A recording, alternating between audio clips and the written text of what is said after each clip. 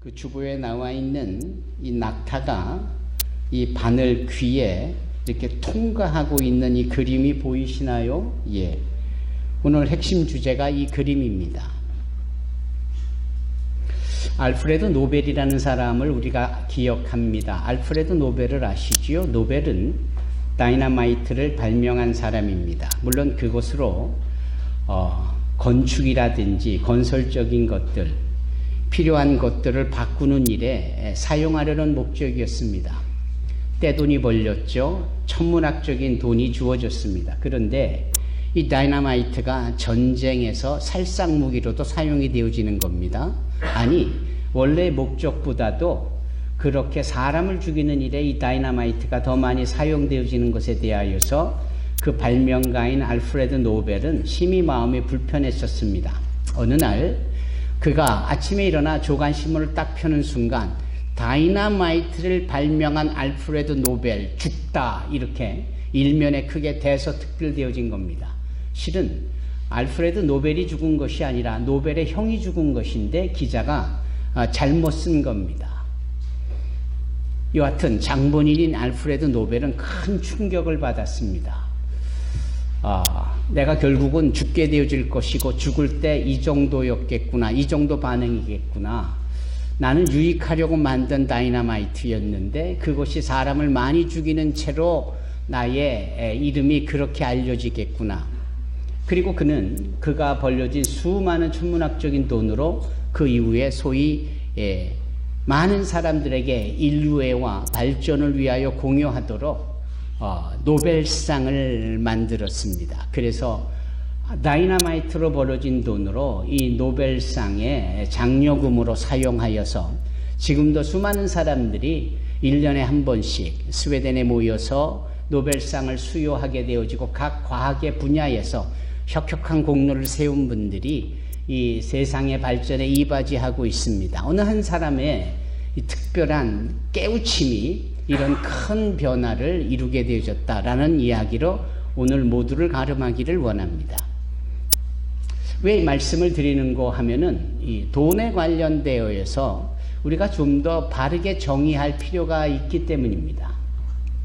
성적인 문제라든지 돈에 관련된 문제는 전통적으로 역사적으로 교회에서 이렇게 대놓고 말하기를 주저해왔습니다. 그것이 대단히 세속적이고 대단히 프라이빗, 개인적인 일로 치부해버리니까 그런 이야기들은 가급적이면 하지 않는 것이 좋겠다라는 일반적 정서로 기인된 겁니다. 이래서 그랬는지 교회에서는 별로 이런 차원에 대한 말씀을 많이 나누고 있지를 않습니다. 그러다 보니 성경에서 우리에게 요구하고 있는 바에 대하여서 피해가듯 하는 부분이 없지 않아 있고, 그러다 보니까 주님이 주시는 말씀에 대하여서 우리가 잘못 이해하거나 또 엉뚱하게 착각하는 경우가 생각보다는 꽤 많습니다. 여러분들은 말씀을 읽으면서 하나하나 바로바로 이해가 됩니까? 어렵지 않습니까? 도대체 이게 무슨 말이야? 라고 고개를 갸우뚱하는 일이 없었습니까? 자, 네 오른눈이 너를 죄짓게 하면 그 눈을 빼버려라. 그 말이 이해가 됩니까? 네 오른손이 남의 것을 도둑질하고 죄를 짓게 하면 그 팔뚝을 잘라버려라. 살벌하지 않습니까? 도대체 이런 식의 내용이 성경에 드러나게 되어질 때 우리가 어떻게 이해해야 하고 어떻게 반응을 보여야 하는지 잘 모르겠습니다. 여러분들은 아십니까? 예. 이제 이런 차원에서 우리가 성경에 대해서 진지하게 관심을 갖고 그 성경에 대하여서 살펴볼 이런 흥미와 관심이 있어야 할 줄로 압니다. 주의 말씀을 더 분명히 알아야지요. 믿음이 있는 것 같아도 말씀을 탁 들이대면 그 우리가 믿음이라고 생각했던 것이 허무하리만큼 믿음이 아닌 경우가 너무나 많습니다. 이제 이런 점에 있어서 주일마다 또는 새벽 예배 때마다, 수요 예배 때마다, 금요 저녁제마다 우리가 함께 모여 또는 카카오톡으로 참여하면서 주의 말씀을 듣는 것은 대단히 의미 있는 일이라고 생각을 합니다. 사랑하는 성도 여러분, 오늘 본문에서 등장하는 이 낙타 이야기도 그렇습니다. 오죽하면 이 그림으로 이렇게 표현을 했겠습니까? 여러분들은 이해가 가십니까? 이 그림은 어디서부터 기인된 거냐 하면 어느 주일학교 어린이가 그린 그림입니다. 그 그림이 좀 세련되게 제대로 그려져서 표현된 겁니다. 이 낙타가 바늘귀로 지나가는 이것. 그랬더니 바늘귀는 이렇게 엄청나게 크게 그리고 낙타는 상대적으로 작게 그려서 결국은 이렇게 바늘귀에 낙타가 통과할 수 있도록 가능하게 그린 그림 말입니다. 어른들은 이게 이해가 가십니까? 그런 재미있고 우스꽝스러운 이야기가 있잖아요. 예, 코끼리를 냉장고에 넣는 법. 첫 번째, 냉장고 문을 연다. 두 번째, 코끼리를 냉장고에 밀어 넣는다. 세 번째, 냉장고 문을 닫는다. 끝. 간단한 것 같지요. 이 어린이에게 이 낙타가 바늘길을 지나가는 것이 차라리 부자가 천국에 가는 것보다 더 쉽겠다라고 하는 이 말씀을 상상력을 가지고 그림으로 표현하라고 했더니 그렇게 그린 거예요. 세상에서 가장 큰 구멍처럼 이렇게 바늘길을 크게 그리고 세상에서 가장 작은 동물처럼 이 엄청나게 큰 낙타를 작게 그리고 그리고 이렇게 통과하게 하면은 되겠다라는 거죠. 재미있고 웃을 수 있는 얘기입니다. 하지만 이걸 제대로 이해한 걸까 하는 생각을 가져봅니다. 지난 기독교의 역사 2000년 동안 이 낙타와 이 바늘귀에 대한 우리 주님의 예화를 가장 선명하고 분명하게 설명할 수 있는 것이 있었다면 무엇이었을까? 어느 신학자는 이렇게 말합니다.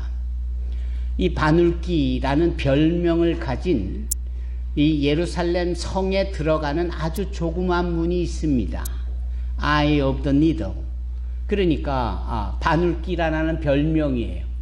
그건 아주 작은 문인데 왜 이 작은 문이 있느냐 하면은 아시다시피 예루살렘 성 전체가 여러 곳에 큰 문들이 있지 않습니까?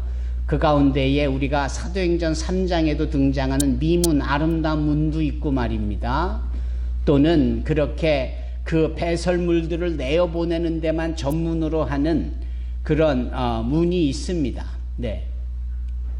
그런 것처럼 아주 조그마한 문, 바늘귀라는 별명을 가진 문도 있는데 이것은 왜 필요했느냐 하면 이 예루살렘 성이 저녁이 되면 외부로부터의 침입을 방어하고 보호하기 위해서 문을 다 닫고 군사들이 지키고 그러지 않겠습니까?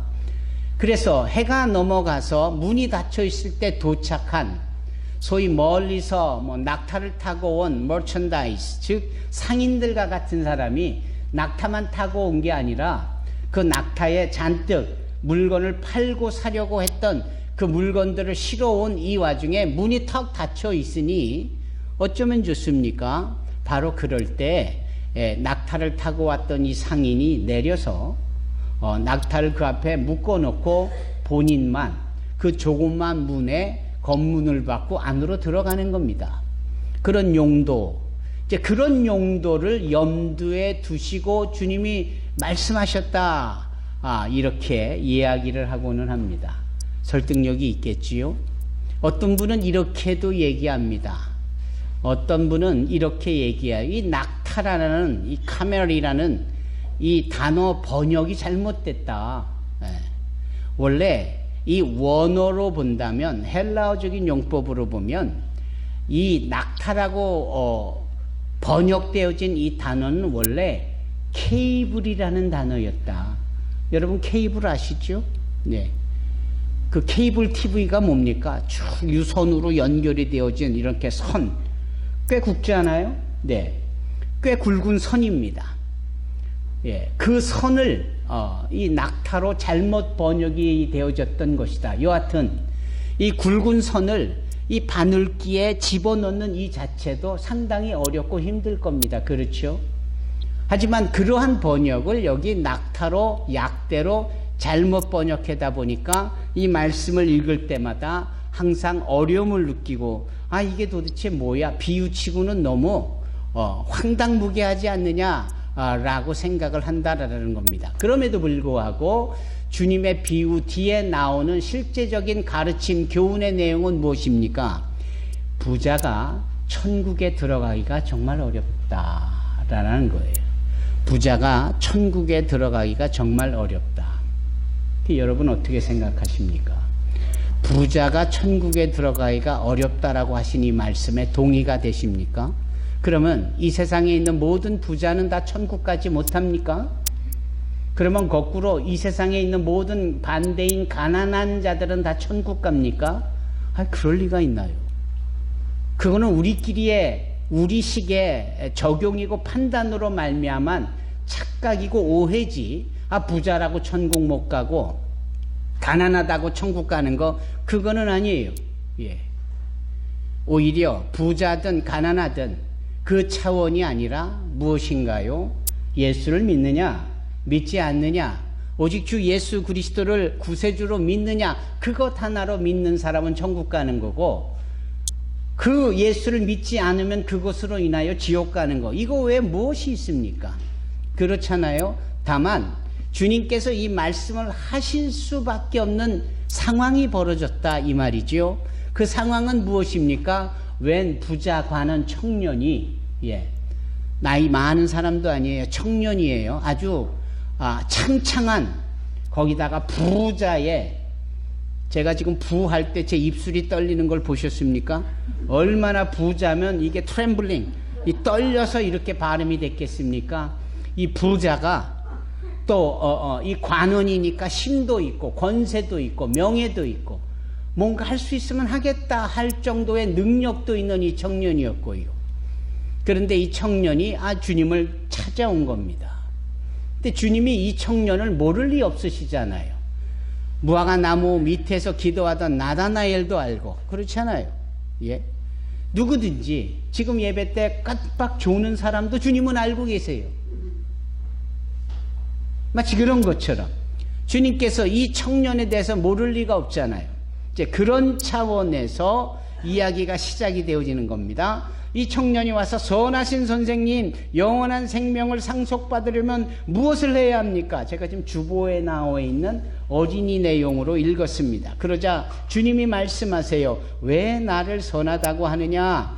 오직 하나님 외에는 아무도 선하지 않다. 이렇게 말씀하시면서 너는 나름대로 계명을 잘 지켰구나. 계명이 두 가지예요. 여러분 아시죠? 우리 주님이 말씀하신 큰 계명 두 가지, 마태복음 22장에 등장하는 큰 계명 두 가지는 뭐냐면 온 마음과 정성과 뜻을 다하여 주 너의 하나님을 사랑하는 것과, 그리고 네 이웃을 네 몸처럼 사랑하는 이 두 가지지요. 이 두 가지 계명은 요약한 계명으로서 그 요약한 이 계명의 근원은 어디입니까? 바로 하나님께서 모세에게 호렙산에서 주셨던 10가지 계명. 근데 그 10가지 계명을 이렇게 분석을 해보면 1계명부터 4계명은 인간으로서 하나님에 대한 기본적인 것을 지켜나가는 계명이고, 나머지 5번째 계명부터 10가지 계명, 6가지의 계명은 소위 사람 대 사람끼리 지켜야 될 윤리나 도리나 의리나 이런 관계적인 상황에서 지켜야 될 내용인 거예요. 그런데 보니 주님이 보시니까 너는 적어도 인간적 도리는 다 했고 인간끼리의 관계는 아주 출중하구나.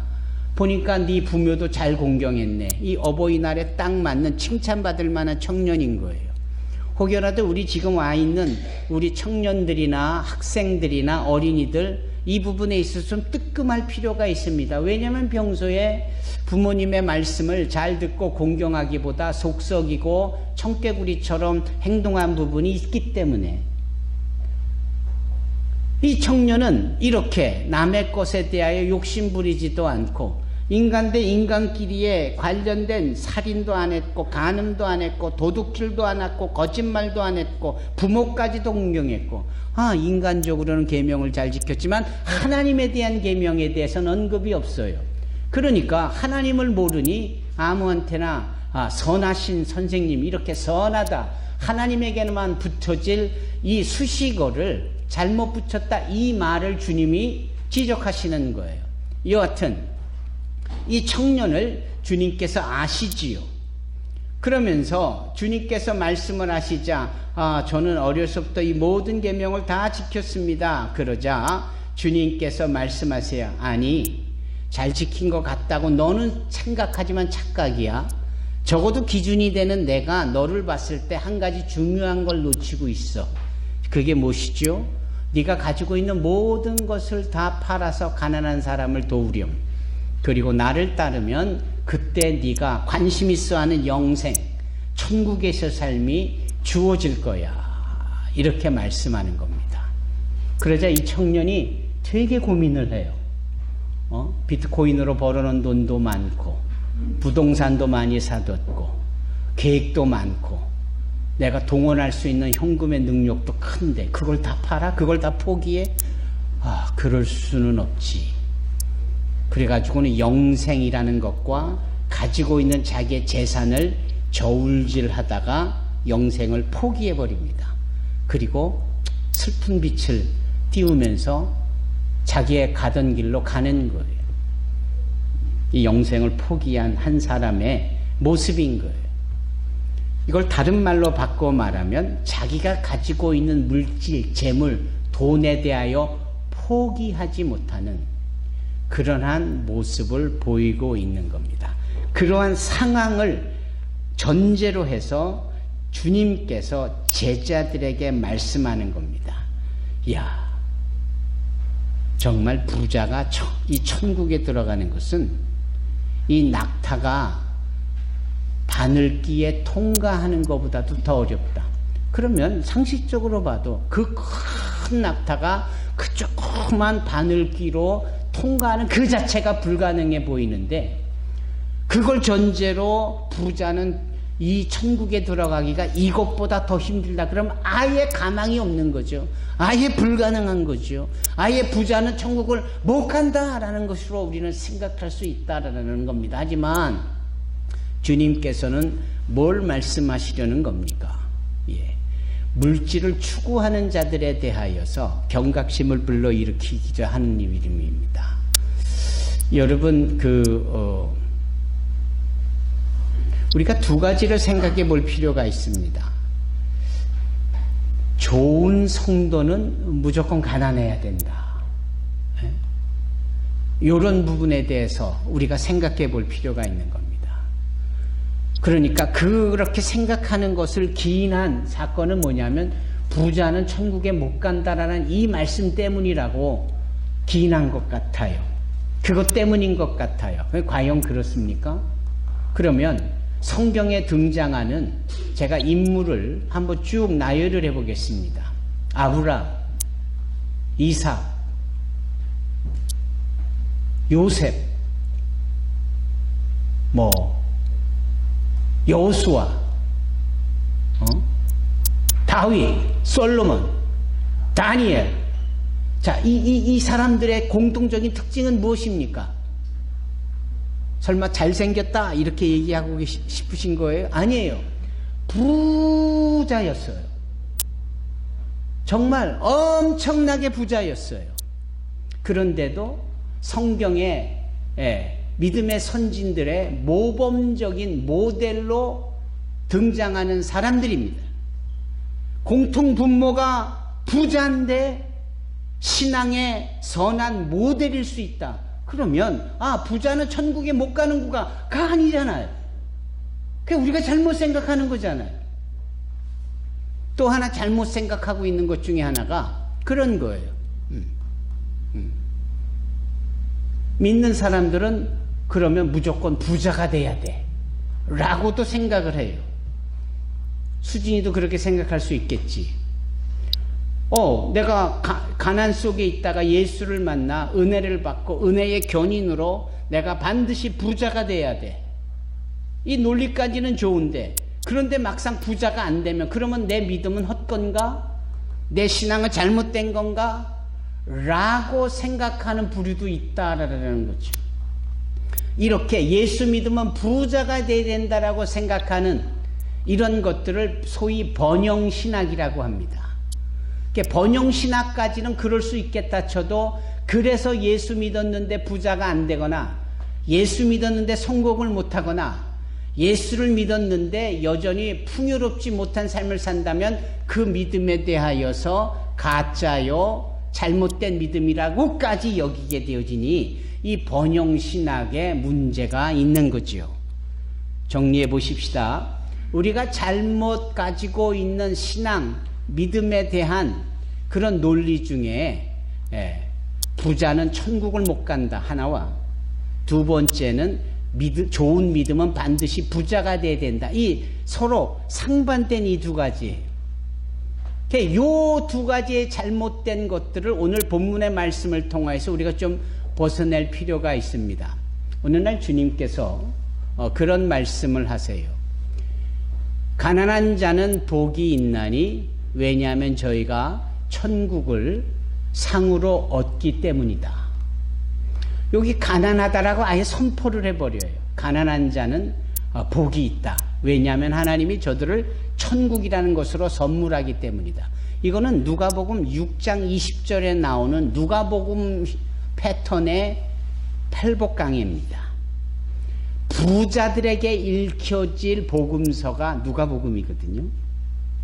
그러니까 부자들이기 때문에 이 젊은 청년과 같은 케이스에 많이 포함될 수 있기 때문에 아예 신랄하게 가난한 자가 천국을 갈 수 있다. 그게 복이다 라고 말씀하신 거예요. 반면에 가난한 자들이 읽는 복음서가 바로 마태복음인데, 마태복음에서의 소위 이 내용을 주님이 이렇게 말씀하세요. 이것은 마태복음 5장 3절인데 심령이 가난한 자는 복이 있나니 천국이 저의 것이며, 그냥 가난한 게 아니라 심령이 가난해야지 돈이 없어서 가난하고 부동산이 없어서 가난한, 그런 가난하기 때문에 천국이 그냥 주어지는 건 아니다 이 말이거든요. 그런 걸 보면은 주님께서는 엄히 우리가 잘못 이해하고 착각하고 있는 이 부분에 대해서 교정해 가시면서 그때그때마다 말씀을 하고 계세요. 여러분, 심령이 가난한 자가 천국에 가는 겁니다. 물질에 많고 적음에 그런 거 아닌 거예요. 심령이 가난하여 예수를 믿고 그분의 말씀을 따르는 이 부분이 절대적으로 필요한 겁니다. 주님께서 말씀하신 이 약대가 이 바늘기에 통과하는 이 어려움, 이것보다도 부자가 천국에 들어가는 것이 더 어렵다라고 하는 이 부분, 이 부분에 대해서 우리가 제대로 이해할 수 있어야 됩니다. 주님께서 27절에 말씀합니다. 사람은 할 수 없으나 하나님께서는 할 수 있다. 하나님께는 모든 것이 가능하다. 여러분, 이것이 오늘 설교 말씀의 본문의 핵심입니다. 결국은 천국에 가는 것은 나의 의지나 나의 노력이나 나의 자격에 있지 않습니다. 천국에 가는 것은 주님의 은혜로 말미암습니다.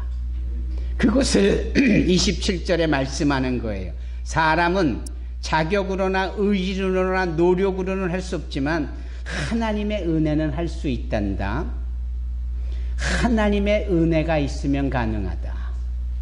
사랑하는 성도 여러분, 돈으로 시작한 말씀이지만 천국에 들어갈 자격이 주님의 은혜로 말미암는다라는 순전한 복음으로 마무리가 되어지는 겁니다.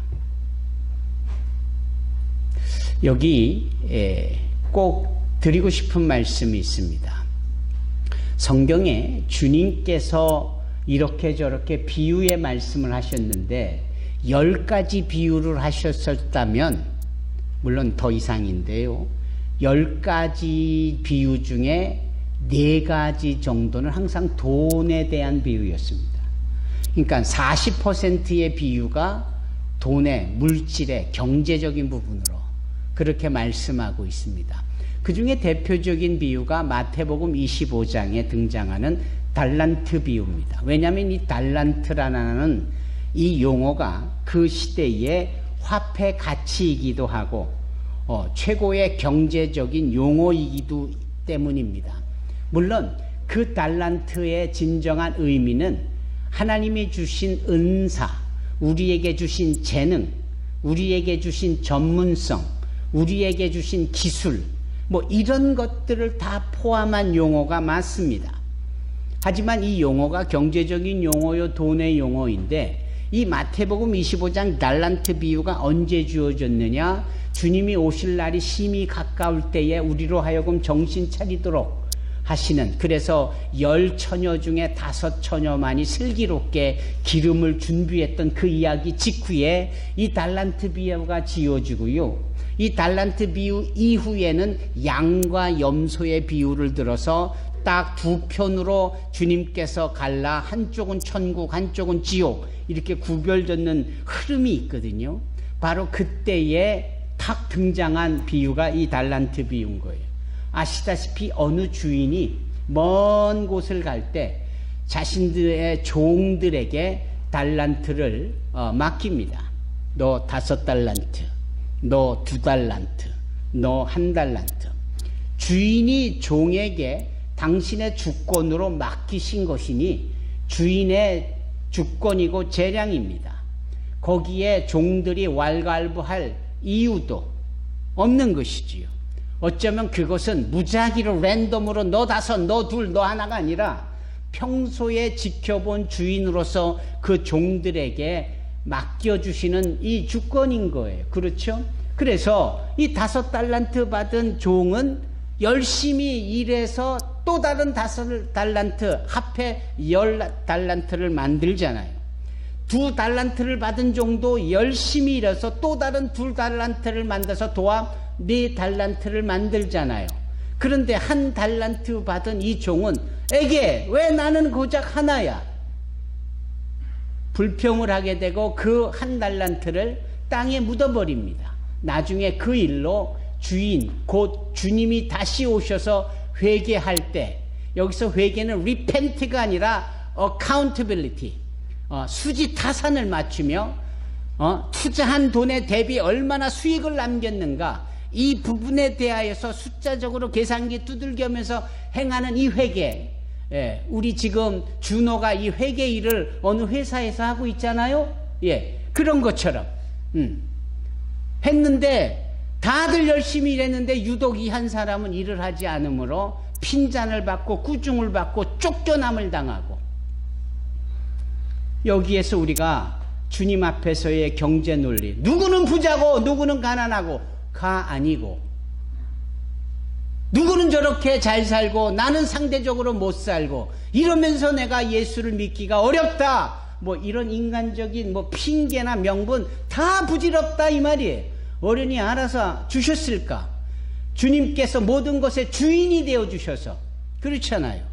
그렇기 때문에 내가 부자다 하는 것은 내가 잘나서 부자가 아니라 그것도 다 주님의 것이고, 또 내가 상대적으로 적다 부족하다 내가 가난하다 하나님이 허락하신 것이고, 그 가운데 심령이 가난해야 될 것이고, 그 가운데 나에게 주어진 은사를 달란트를 최선을 다하여서 헌신을 하면 그걸 보시고 주님이 복을 주시고, 그걸 보시고 주님께서 구원해 주시고 천국에 들이시고, 그러한 자들을 양의 무리로 두시고 그렇지 않은 자들은 염소 무리에 두심으로 천국과 지옥의 길을 나누는, 이것이 마태복음 25장 전체의 내용 아닙니까?